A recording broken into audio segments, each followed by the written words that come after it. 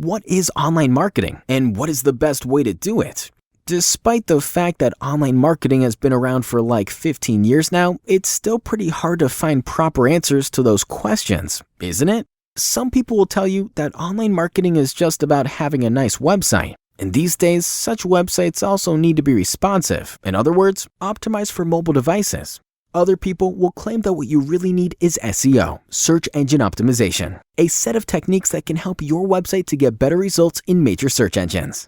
GoPPC, you will also hear, advising you to invest in pay-per-click campaigns to support the search results. And who hasn't heard about social media yet? There is an opinion that the only marketing you need is your online presence and content creation on the major social networks. So who's actually right? Well, in fact, none of those statements are entirely correct, since what you really need is a strategy, an essential document which defines how to interconnect all of the marketing channels to work together in a perfect synergy. Because that's the only way how to reach your goals, improve your business effectively, and save your money.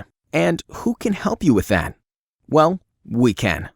We will analyze your current business state, carefully prepare a custom marketing strategy exactly for your needs, and finally help you manage all the channels of your marketing mix.